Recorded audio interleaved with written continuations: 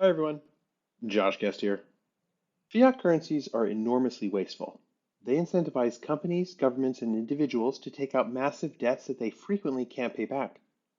They can also be printed by governments and banks at any time, stealing massive quantities of wealth from the billions of people who are forced to use them day in and day out. There's one aspect of fiat based excess that doesn't get talked about frequently because it isn't well understood. Governments have an unlimited ability to fund their pet projects through fiat, no matter the cost to society at large.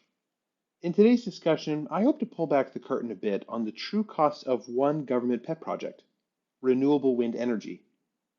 Contrary to what some people may believe, wind power is not new. Societies have used wind power for millennia to push their boats, grind their grain, and pump their water. But wind power fell out of fashion with the development of nuclear and hydrocarbon based power generation because they could produce power nearly anywhere and at any time, while wind power simply can't. As public opinion has seemingly turned against nuclear and hydrocarbon based power over the past several decades, wind power has seen a resurgence in its popularity, especially in the ivory towers of governments worldwide. Hundreds of billions of dollars are being spent, far more than most people realize, to move the world onto a grid powered in part by renewable wind energy, with promises from proponents that the switch will be good for both the environment and our wallets. The reality is that neither is true. Wind energy isn't as clean as you've been told. It's nearly impossible to separate wind energy and clean energy in people's minds these days. The two terms are basically synonymous, and people are buying into wind power due to their belief that it is a wholesale improvement over energy produced from oil, coal, and natural gas. However, wind power is hiding a number of dirty secrets.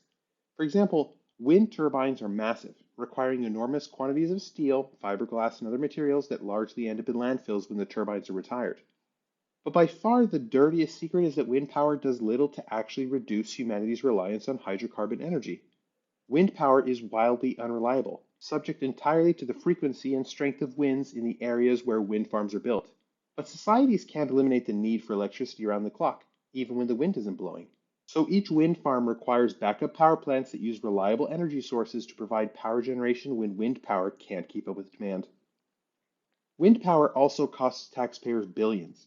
There's a quote from billionaire investor Warren Buffett that makes one of wind power's biggest flaws painfully obvious. Quote, "On wind energy, we get a tax credit if we build a lot of wind farms. That's the only reason to build them. They don't make sense without the tax credit." End quote.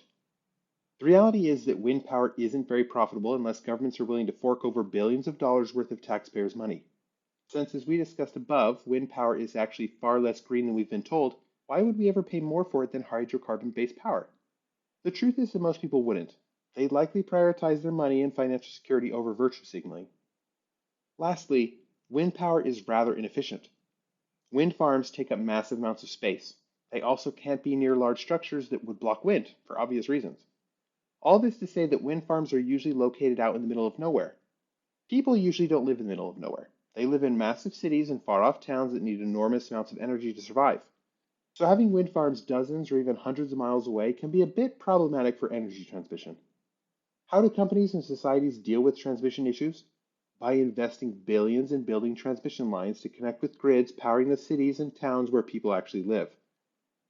The point of this article is not to sell you on the wonders of hydrocarbon or nuclear power. Producing energy from any source has financial, ecological, and other costs.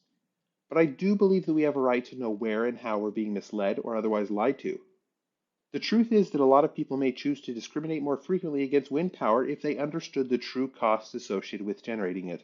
But the ability of governments to control fiat and direct it where they will eliminates the possibility that free markets can make informed choices in the matter. Free, unbiased, and uncontrolled money will reduce governments' ability to fund their pet projects and will allow markets and market participants to make their own educated guesses. Bitcoin is the only money in the world that puts total financial self sovereignty in the hands of individuals. And with that self sovereignty will come the ability to make one's choices without outside interference.